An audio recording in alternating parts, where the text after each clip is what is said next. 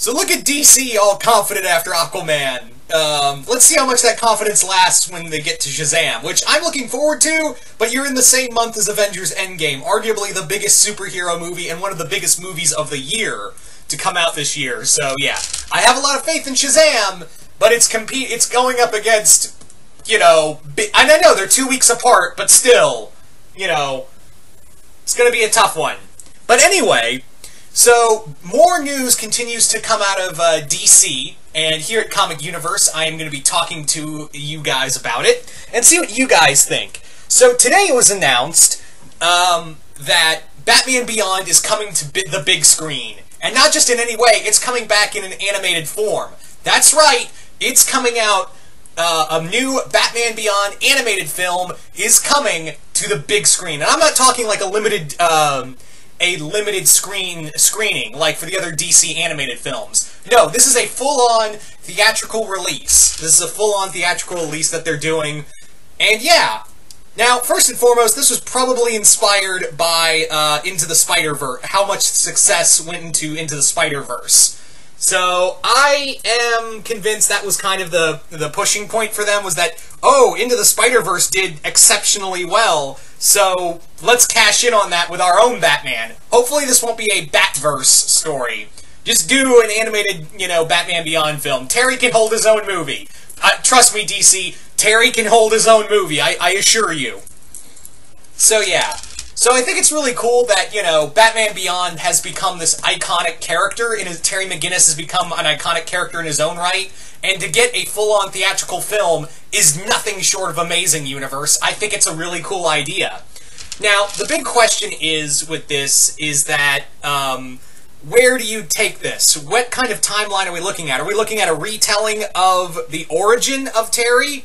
Are we looking at a retelling of his origin, or are we doing this as a story for Terry McGinnis? Or are we doing this as a epilogue, like Bruce Wayne is gone, and now Terry's a little older, and now he's really getting to the swing of things? It's really tough to say. I personally don't want an origin story. I don't want a retelling of the origin story, because I think a lot of us who are diehard Terry McGinnis fans already know his backstory. So I think we're good. I think we're honest-to-God good in that department. So that's the big thing right there, is that I would prefer it to be like, maybe it's a story like, a little like Terry's been doing this for a while. Like, Terry has been doing this for a while. Bruce is a little more on in years, like, he can't get out of bed, and Bruce is starting to, like, accept death, and really, know that Terry has got this. Terry is going to make sure the city's safe long after he's gone. That's where I'd like to see it. But again, it's really hard to say since this movie's in early development. But I think it's a good call on DC to really, it's still Batman-centric, which again, let's be honest, Warner Brothers knows Batman makes the big bucks. But at the same time, I'm like, yeah, this is a Batman animated film I can get behind. And yeah, to have it full-on... Now, we haven't really had a Batman animated film have a theatrical release since Mask of the Phantasm. And admittedly, while that is a good movie, it didn't do well in the box office. Maybe it just wasn't, I think it was honestly not promoted well. That's my thing, is that I think it wasn't promoted well enough for it to stand on its own. Don't get me wrong, it's an excellent movie. It is an excellent movie. But if you look at those numbers, yeah, Warner Brothers really dropped the ball on really promoting it. So hopefully they learn from their mistakes from the past and really pimp out that, Batman Beyond is getting his own frickin' movie. So that's the big thing I really want to have a takeaway there, is that this movie, should really get pimped out.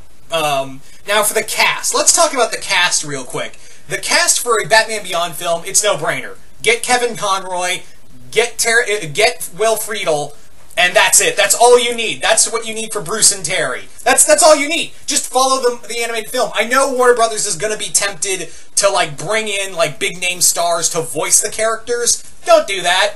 You still got Kevin Conroy. You still got Will Friedle. You still got the vast majority of the cast from Batman Beyond still active. And honestly, we don't need star power to we don't need star power to, major big-name star power to make us like this movie. We didn't like this, we didn't like the series because, oh, it had such and such in there. It had a stable cast in there.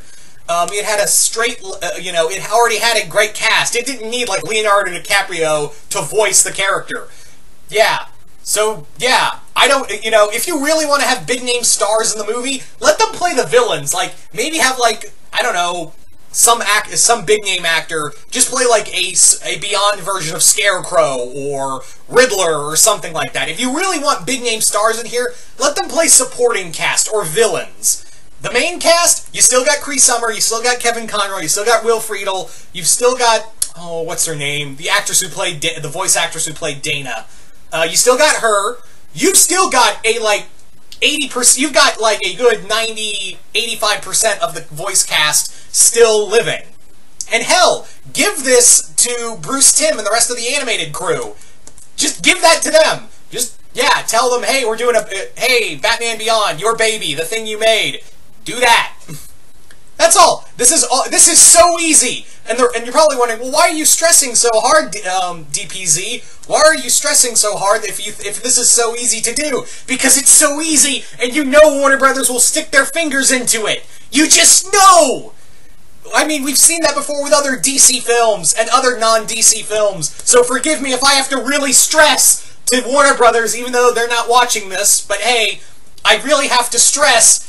Just leave as is. Do an original story. Keep the cast. Don't make it an origin story. We got that. We already know Terry's story. But if you really must do an origin story, give a quick rundown of everything that happened. I don't know, like, yeah, run down everything in the beginning of the film, like they did with follow Into the Spider-Verse example, where it was just like, alright, you know my story, this all happened, let's get to the good stuff. Do that! Like I said, this thing is already, like, in response to Into the Spider-Verse. Might as well take a little tidbit from the origin part of it as well. So just do the origin at the beginning, like, as an opening sequence, boom, get into the main story. And keep the original cast. Again, if you really want star power in here, go get, big name actor A to play villain or supporting character. Do that. Do that. There you go. That's all I'm saying, guys. That is all I'm saying for this matter. So I'm really excited for this. I believe this is coming out. I think they've said that, like, it's the closest they wanted to get it out is in 2020, like late 2020, I believe, or early 2021, I believe, from the article I read. So hopefully this all goes well. So you guys tell us here at Comic Universe in the comments below. What do you guys think of a Batman Beyond animated film? Do you guys like the idea? Do you guys hate the idea? Are you guys apprehensive about it? Do you want the original cast in there? Of course. Well, that's a no-brainer, of course. Duh. Do you think they should go with big name actors, or just at least have big name actors as supporting or villain roles?